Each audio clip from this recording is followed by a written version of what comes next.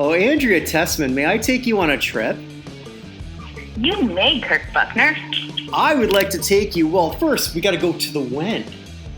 And that when is September 20th, 1969. A very groovy place. A place of contrast, really. A place that historians looked at as very polarizing and very different. And as Artie Johnson said, very interesting. No one under the age of 40 will understand what the hell I just did. I barely understand it, and I'm 48. But I think I do that. That's very interesting. Nice. I have no idea, really. Love it. Artie Johnson, also regular guest star in The Love Boat. Somehow I'll have to work that into a full show of something. Don't know how, don't know when, but I'll come up with it.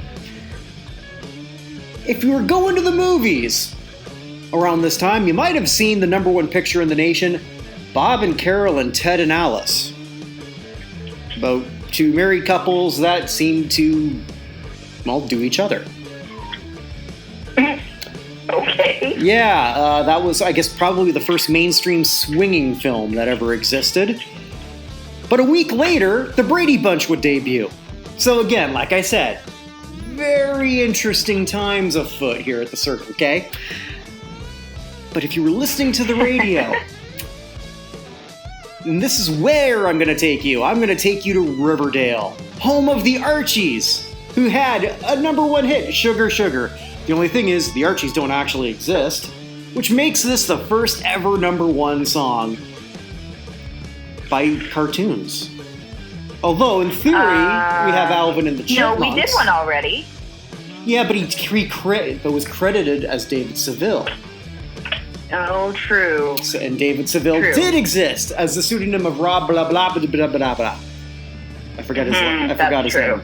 So technically, it was a fake band, but in reality, it wasn't that fake because it still had a real face behind it.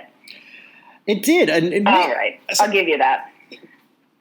The Archies. Well, first off, all these things going back to you know what? I never got Archie. I know that they always had this like forever. They still have it now. Netflix. I don't know if that's the parent show for this or not at all. Have you watched Riverdale? Oh, it ruined my childhood. So, or at least a few innocent memories of my childhood. Yeah, they've sort of taken a lot of sort of innocence and changed it up a bit. Actually, this is also the first time that Archie didn't have a tic-tac-toe sign on his head. I never got Archie. I never got it.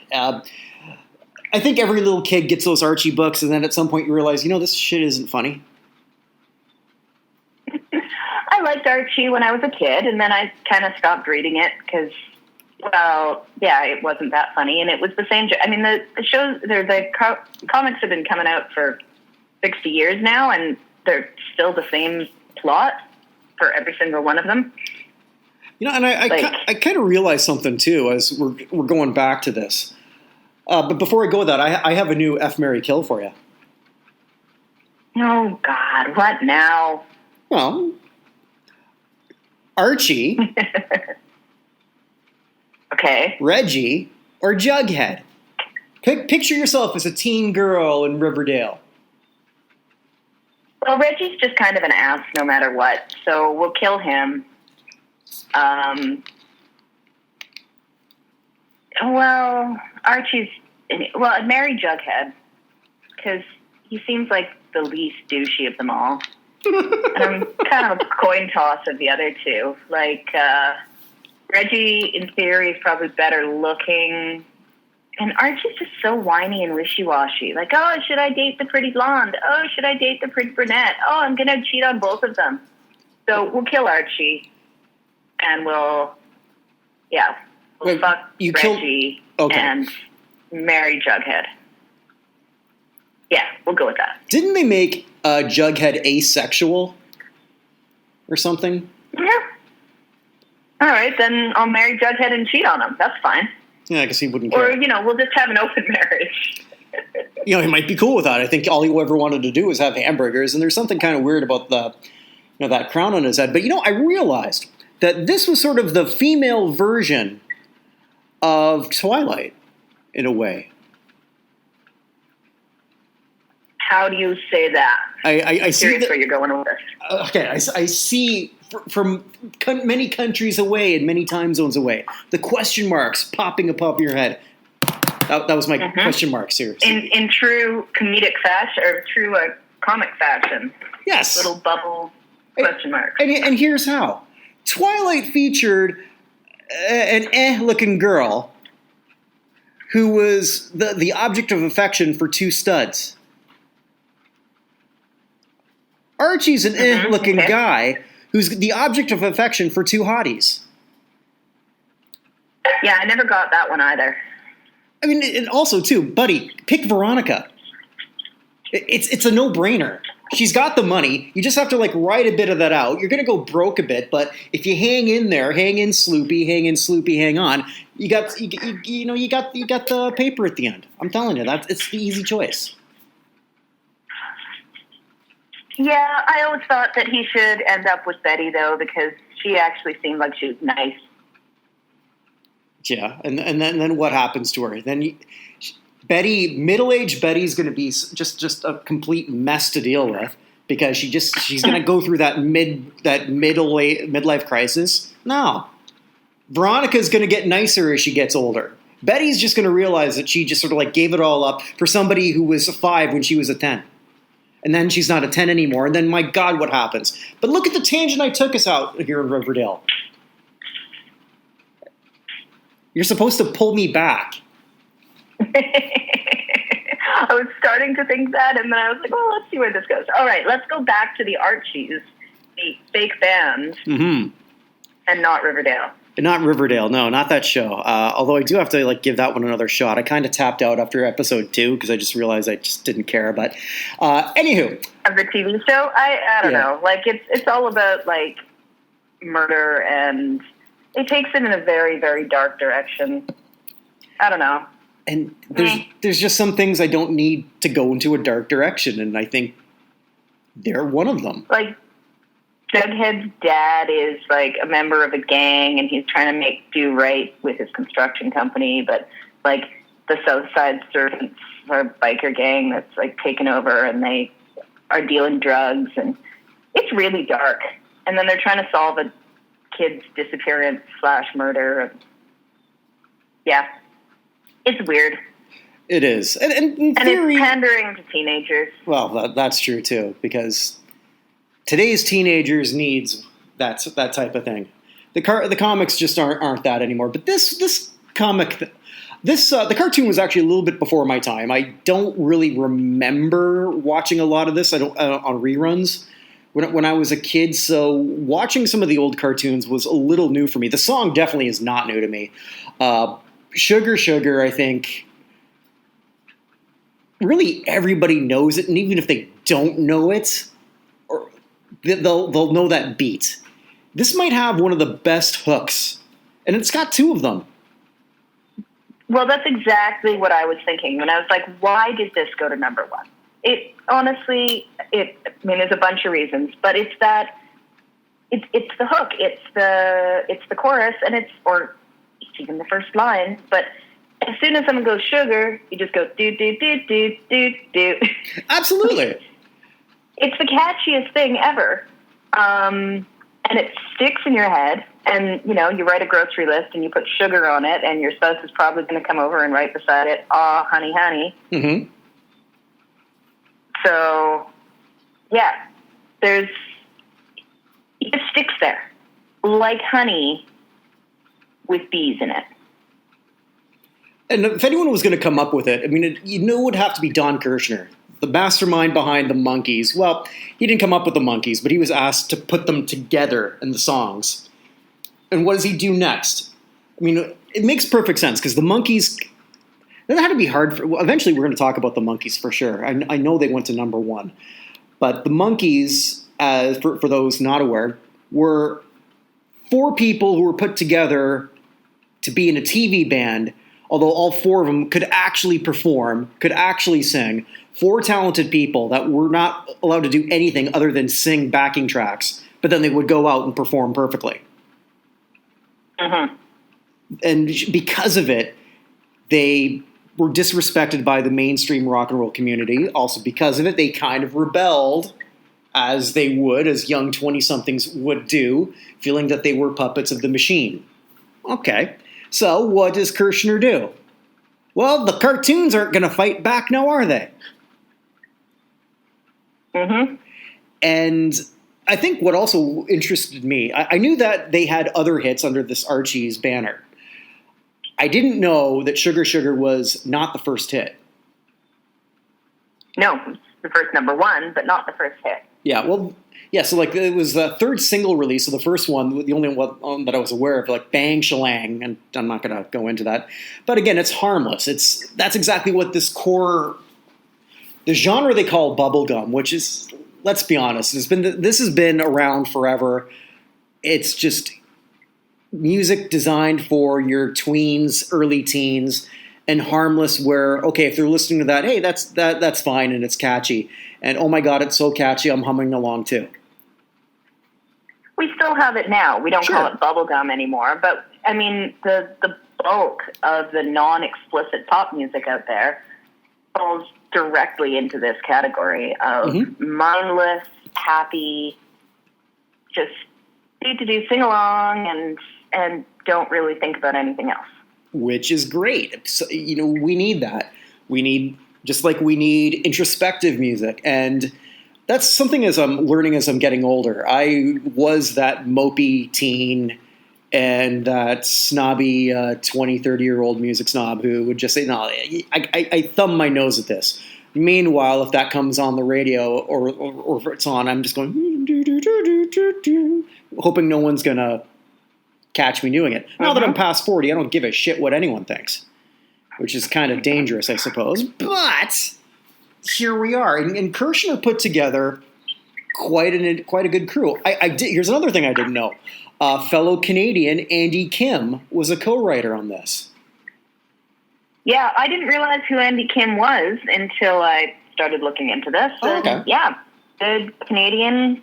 And I also didn't realize that he wrote and sang Rock Me Gently. I don't know why. I've always thought Rock Me Gently was Roy Orbison. It just sounds like something Roy Orbison would sing. Yeah, and incidentally, he covered a lot of Roy Orbison songs. I was looking at his singles list today. Makes sense. Yeah. Andy Kim's. Actually, here's another thing I actually learned today, because he did have that number one hit in, I believe it was 74 that you just mentioned, "Rock Me Gently," which is again a cute little bubblegum song. Although technically bubblegum wasn't. They classify that as 68 to 72, but whatever. It's a bubblegum tune. It's a lot of fun. And despite what that name is, it's actually short for Joachim, and he's Lebanese. I just learned today. I thought all this time that he was part Asian, part Korean, I guess, with that last name. And when I looked at him, I was like, oh yeah, well, I guess his that other half was of a swarthy type, like of a Klinger type. And it turns out it's all Klinger. He totally looks like Klinger. He's got that Lebanese look for sure. Like, and that was the first thing I saw. I saw Kim and I assumed, some sort of Korean background. But then I looked at him like, he looks Eastern. And then I was like, oh yeah, Lebanese. That totally makes sense. Yeah, sometimes I just get fooled by names easily. I'm gonna take a side trip. Oh, we all do. Yeah, I'm gonna take a side trip. That's actually why my beautiful Asian wife considered taking my last name. Only because she just wanted to mess up people in interviews. When they're interviewing for Pauline Buchner. And I said, is that the only reason you want to take my last name? Yeah. Okay, then don't take my name. Just keep yours. And she did. Yeah, fair. I worked with a Jeff Lee that before I met him, when I just saw his name on things, I assumed he was Japanese or Chinese, I guess. But yeah, no, he was very white dude. Yeah, right. it's sort of interesting. Let's get back to the Archies. Yeah, it's the Archies. So with all these session musicians, I couldn't even find who the session musicians were on this. Could you? Oh, I did. It was on the Wikipedia page, but I can't remember. I know that there were two of them credited with hand claps. But the singer is pretty well known. I'm blanking on his name. Oh, Ron Dante. Now. Yeah, exactly. So, you know what I learned through all of this? My key takeaway from this whole week of, 2 days of looking at the Archies is everybody changed their name. Everybody changed their name at that point in time. Nobody went with their birth name. They all went with something else. Jeff Barry is neither Jeff nor Barry by birth. None of them. Andy Kim is not Andy Kim. Who did you just say? What's his name? Andy Joachim. But then also later on, he actually had Dante. Well, he also had that. He also had a later career when he decided to just release some songs under Barry Longfellow. Yes. Which, okay, and then he just made it Longfellow. Like, all right, at that point, you're in your 40s and 50s and you're making dick jokes? Come on, man. I think he was even older than that, because he was born in the 40s? Yeah, I guess so. And I think his Longfellow release was like the 2000s. Okay, that's even worse. So there's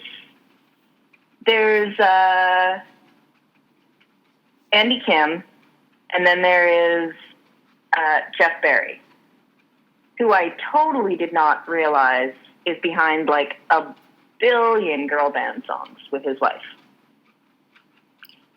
It's just. I think the 60s were just like the best era of just pop construction. These music factories. Although maybe every decade sort of had that. It just sort of shifted to boy bands and whatnot. But there just is something kind of pure, and I don't want to say innocent because that's not quite accurate, but really pure about this. And I've said this before on this show. The construction of a near perfect pop song is so hard, even though the formula is pretty much the same. Mm-hmm. It's so hard to do. Did you watch that? It was a Canadian show a couple of years ago that basically, The Launch, I think they called it, where they started the show with an audition of 3 or 4 different acts. Heard of it, didn't watch it. Usually, and then they took that. So they took the winner based on the song that they had in mind. They took the person that they thought would best fit it, and then they just constructed a pop song and launched it, and all within this 1-hour episode. Obviously, it happened over a few days, and it really opened. I watched a couple of episodes just because they were on, and it was weird seeing this and then hearing on the radio these songs being played on top 40 stations, like, over and over again. And I was like, all of it's a construct. It's all a massive machine. Which also makes it that much more interesting than when we come across... I mean, our first episode was Stars on 45. What was the first little sample they did? Or ripoff with Sugar Sugar in that sample, Stars on 45. Oh, yeah, we've come full circle here, haven't we? Yeah, and like that guy, all he did was just sort of like rip off a bunch of other stuff. Which I don't want to say no effort. I mean, there was certainly a lot of effort to doing what he did. Saying that, I think the most effort in what he did was finding studio musicians that sounded just like the Beatles, to be honest. That's true. I mean, some of these processes take like no time at all, and then some just are this arduous Jeff Barry, process. With his wife, you were talking about innocence in the era of this music, right? So Jeff Barry with his wife co-wrote "Do a Diddy Diddy," "Do Ron Ron." Mm-hmm. Okay, you think they could use some words? "Be My Baby," "Chapel of Love," "River Deep, Mountain High." He also wrote "Leader of the Pack," "Sugar Sugar," like all of these cute, innocent, for the most part. Like "Leader of the Pack" is car crash ballads. Yep. But that was the era for that. They're all pretty innocent, easy to listen to escapism. And this again, all juxtaposed in the summer of, is this the summer of love? No, I guess it's 67. But the summer of Woodstock, was that before or after this? I think this was released before, but I don't know. I can't remember when it actually. It was months before it hit number one because they tried and tried to get radio play, and when the DJs listened to it, they liked it. But then when they were told it was a cartoon band, they no longer liked it. Right. And the cartoon itself, I think that was in its second year of existence. This specifically just called the Archie show. I think it was the Archie show, I believe. Or was it just the... Yeah, I think so. Yeah. I think it was the Archie show. Yeah, and there was two videos that we could find. Well, I'm assuming you found the same two I did. One with Dante just doing his thing. I don't think he actually played the guitar, although he could. As I found in other videos of him actually sort of performing this live. He's got to be in his late 70s, and he still has the same pitch and everything. It's incredible. However, he's... I saw the one of him young singing it, and they had split screen with him pretending to play three different instruments. Right. Which he probably could. I mean, playing the drums that he was playing there wasn't that hard. But so there was that video, and then there was the official cartoon one where, well, Jughead doesn't. We were talking before we went on air. Jughead didn't even appear to the end, and he's the drummer. Well, where the hell were you during this talent show, you motherfucker? I wondered that, and then when I saw him, I wondered why. So as they're playing.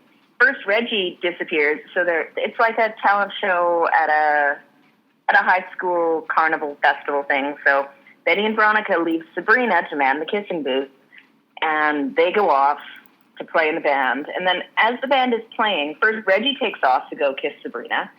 And of course, Sabrina's a witch, so he turns into a frog, and then she turns him back again. And then a minute later, Archie goes off to kiss Sabrina. And he turns into what looks like the Trick Rabbit. And then she turns him back again. And then the dog that's the conductor goes to kiss Sabrina. And he turns into a clown. And then she turns him back again. And then at the end, Jughead appears. So I'm like, A, where the heck was Jughead? B, why didn't Jughead... I want to know what Jughead would have turned into. And C, how was the band still playing and singing while Reggie and Archie were off making out with Sabrina? And D, I think I changed my pick, Sabrina. Although I don't know... I'd have to be tested after. I forgot about her. And then in the midst of all of this, there's Betty and Veronica having little dance solos, completely out of time with the music. But also and the same Kirk, dance. You and I both tried to do that dance successfully. Well, they also, when they danced, it was the exact same dance. It must have been really hard for the animators. And, yeah, it's surprising. They have the same body and the same dance. Well, no wonder it was so hard for Archie to pick. Same face shape. We just repainted one with dark hair. That's why it was so hard for Archie to pick. Maybe that's why it's so hard for Archie to pick. Yeah, I think you're right there. They're like exactly the same person. Jesus. But so then you go with the rich one. It's even easier. Damn. So what else do we have to say about this song? Well, with Dante, and kudos to him. I mean, he just seems. I went on his website. He seems like a happy guy. Like, this is what I'm known for. Yeah, I'm the sugar guy. He did more cartoon work as the lead singer at the Chan Clan. One that's sort of historically significant cartoon, because I believe it was the first mainstream cartoon for the Saturday morning lineup to feature an all Asian cast. I think it was all voiced by white people, but you take your progression where you get it. But he had a voice that's still. I'm not going to say he's a voice of a generation. He's not, but he's got a timestamp. He's got a number one hit. Turned out this was the biggest hit of 1969, but it is one of the most enduring hits ever. It's impressive. Yep, it is. I think Andy Kim was quoted in one article saying he could have never written anything again, and he could have lived off of Sugar Sugar. Well, that's good. All right, so then he got his money, because you got to figure Kirshner, he must have kept so much more of it. And then Kirshner went on to produce something that I vaguely remember as a little kid, the Don Kirshner rock concerts, where it was like right up there with like Burt Sugarman's Midnight Special. Just these old later night rock concert shows. Some were better than others. The ones where they're not lip syncing, obviously, are much better. And that's actually a lot of fun. Just going back and finding a little YouTube loop or playlist of all that. And they all sort of made it. But Kirshner, you ever hear him talk as the intro for Don Kirshner's rock concert? No, I have not. And I go, since everyone comes here for my impressions. That they do, Kirk. That they do. And up next, we're going to have this red hot band. You may know them from their current hit, Come and Get Your Love. Here's Redbone. Come get your love. Fun. Yeah. That sounds about as boring as it gets. Well, that was sort of the intro. I was apparently, and I read this, but I didn't actually see it, when Paul Schaefer was not just part of the band in Saturday Night Live, but a minor repertoire player, he did an impression of Don Kirshner. Which is even just amazing, thinking of Paul Schaefer as doing anything kind of... Speaking of Paul Schaefer, I think Andy Kim sat in on the orchestra with Paul Schaefer when he was doing it at one point. Very well could have. I found a clip of Ron Dante doing that. Maybe it was Ron Dante that I'm thinking of. They're all blending together in my mind. Although when you were talking about money, I'm pretty sure at the end of the day, Ron Dante owned the rights to Sugar Sugar. Oh, okay. Don't ask me how, but I think, if I'm recalling the articles correctly, that, he's the one. I mean, obviously, there's a lot of royalties being paid out to all sorts of people, but apparently he's the one who actually has the rights to it. Did he buy it later, you think, or do you remember? Oh, or maybe because he's the one singing it, he might have had it in his contract that he has the rights. Oh, kudos to him if he does. That'd be great. So I guess I should have sent you this one when I found it this afternoon, but you know me, I'm never exactly prepared for this sort of thing. But it's kind of that lovely banter that we have that makes it work. This unpreparedness. So when I found that one of Dante singing in 2019, and I'm pretty sure he's wearing a toupee. I know the drummer's wearing a toupee, but then he had sort of like two girls back there. All the comments were about the one blonde, which, okay. Nothing on his toupee. Other comments about how Dante still sounds great, but none on his leather pants. Here's a PSA, kids. If you're of a certain age, actually no, let's strike that. If you're male, don't wear leather pants. Don't ever wear them. It doesn't work. That's it. That's all I got. Like, would you ever date a guy who, like, let's say you meet some guy there in beautiful Vancouver Island, and it's your first date, and he comes to pick you up, and he's wearing leather pants. You go, nope. Yeah, that's what I thought. It gets. Yeah, no, that's a hard no. I'm not gonna not be friends with you if you wear leather pants, but that drops you about 48 points out of 30 in the attractiveness scale. Yeah, those leather pants meaning you're not getting into your pants. Precisely. I don't know. I don't think that works for anybody. Not even pro wrestlers or 80s rockers. It might work for 80s rockers. Yeah, but in the 80s, maybe not now. I mean, not for me personally, but I think leather pants did work very well for 80s rockers. Now I'm trying to picture Vince Neil trying to, like, he's drunk one day. He'd be, I guess, in his early 50s, and he's a little bit more doughy than he used to be. I could just sort of like picture him sort of like, I wonder if I can still fit into these. But, like, it's got to get sweaty under there. It can't be great. I would think so. Maybe not. I don't, especially if you go commando. Gross. How do you clean that? Well, I mean... No, I'm reeling you back in here. We're not going down this disturbing pathway. No good can come of this. Back to the Archies. Well, the Archies remain forever. There was always going to be cartoon after cartoon. Little kids are going to keep buying those comic books. It's been reimagined. I imagine somewhat well, from what I understand. The streaming numbers for Riverdale are pretty good. I don't know if it's been renewed. But I think that the renewal, like the Netflix Riverdale, is geared towards the kids that have grown out of the Archie comics, but have a bit of a teenage angst and want to look at them in a new light, perhaps. Well, not only that, rather than the bubblegum. It's like going from the Archies to Nirvana. Ooh. If we're going to put this in a musical perspective.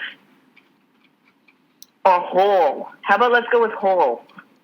A little Courtney Love. Oh, wow. It's dark.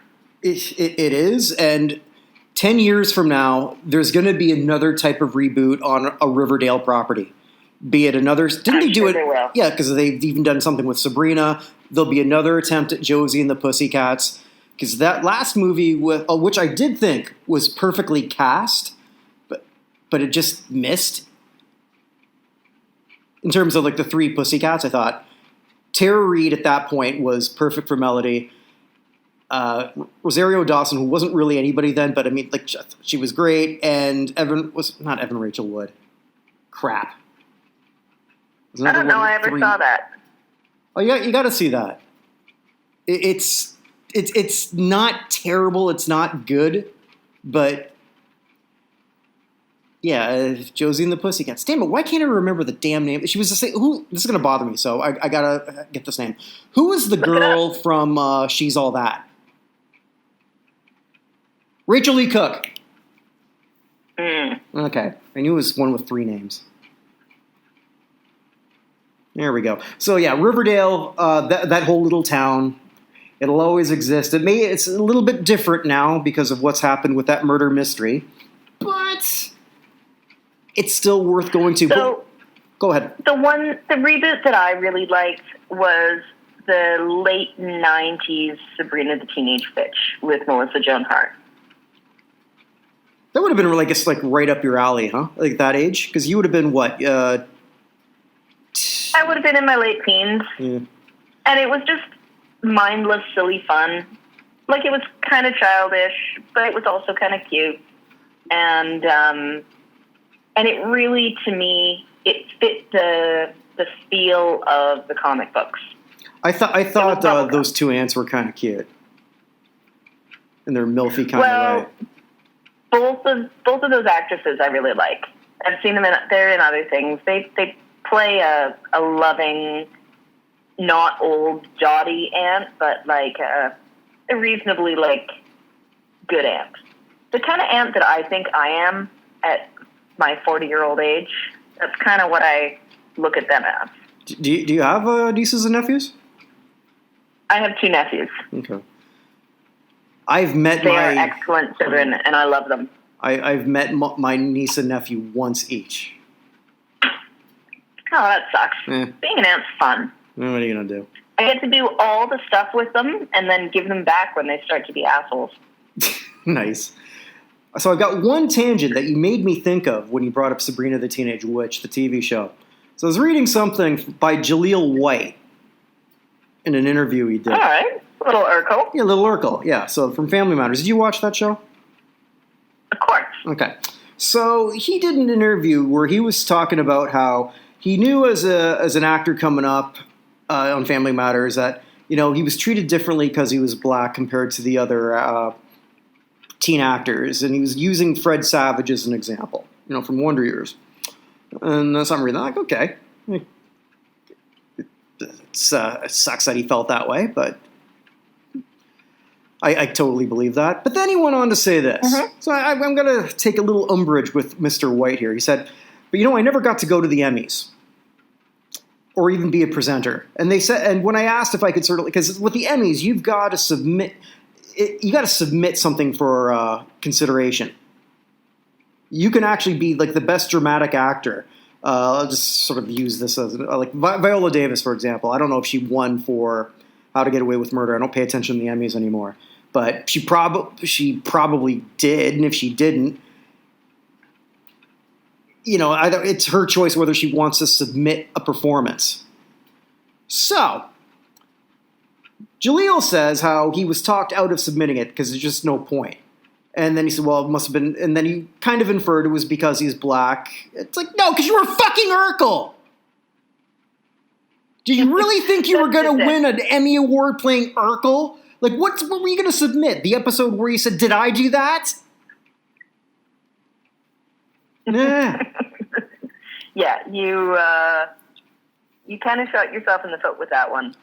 No, and you know what? Kudos to him, because playing Urkel probably kept his career back a lot, but he also probably made a ton of money doing it. So probably both. He might have.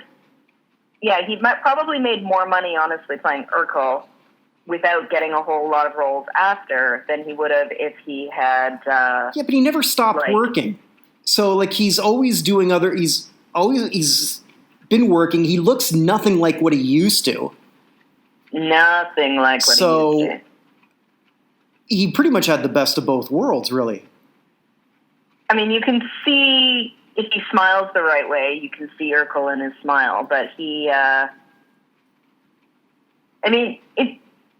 a character, and it's the clothing, and it's the glasses that make the nerd, as every single beauty makeover romantic comedy has told us. Doesn't matter that you're nerdy; you might be beautiful underneath. Wait, that happened to Urkel when he became Stefan Urkel, and that happened to Rachel Lee Cook when she's all that. I tied it all together in a nice little bow. Aha. Yes. We could tie it back to Pretty in Pink too. Ooh. That's true. But anyways, there's a billion of these shows that all prove that yeah. Okay, then I got one final. If you're good looking underneath, and we put some nerdy clothes on you, we can create a storyline around how someone's going to make a bet that they can't make the nerdy person pretty, and then they make them pretty. Yeah, I just need someone to do that for me, and then wait a minute, I'm already married. I don't need this. I almost have an F, Marry, Kill for you on Pretty in Pink. Oh, I don't know that I'll know it because I'm not that familiar with it. Well, then never mind. It is a. I can Google it quickly. All right. Well, John Cryer, but you have to pick John Cryer then as Ducky, James Spader, okay, or Andrew McCarthy. Well, I mean, I've always had a thing for James Spader. I mean, John Cryer, he's weird looking now. He was pretty weird looking then. Do you know who was supposed to be Ducky? No. Random fact was Iron Man. Robert Downey? Yeah, Robert Downey Jr. was supposed to be so he was Iron Man. He was supposed to be Ducky, apparently, in the original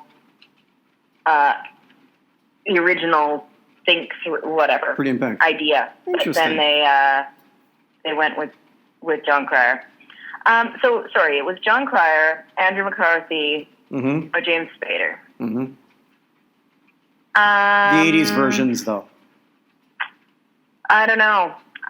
It's a tough call. Let's go with Mary James Spader. Fuck Andrew McCarthy and kill John Cryer. Actually, interestingly enough, if you think about it, Well, who do you think has got the most money? It's not Andrew McCarthy. But you got to figure John Cryer's got that massive 2.5 Men money. I think so. So he's got to have the most. James Spader's got to be closing in with that Blacklist money. Mm-hmm.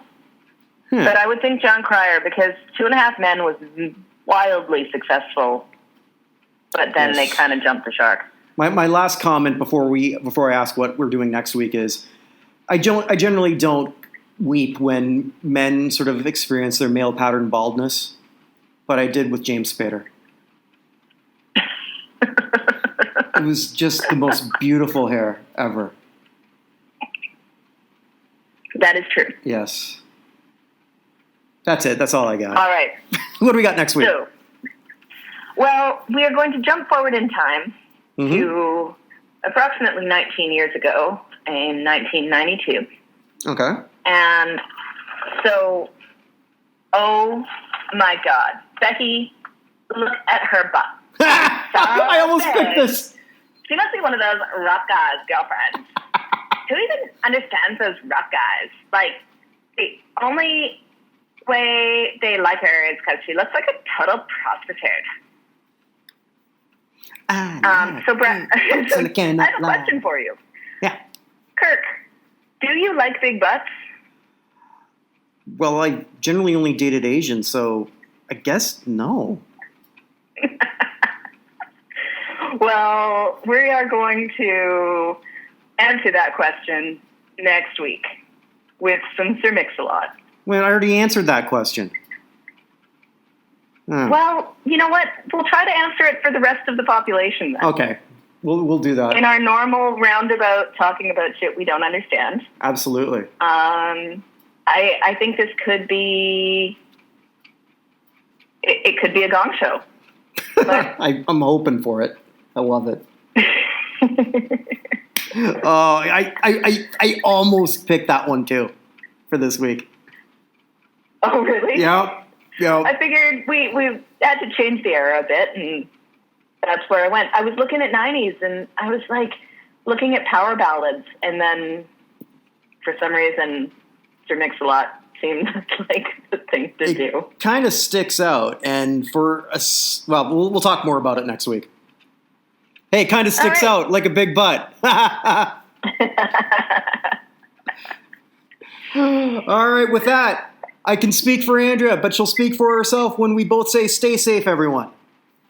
Stay safe, everyone.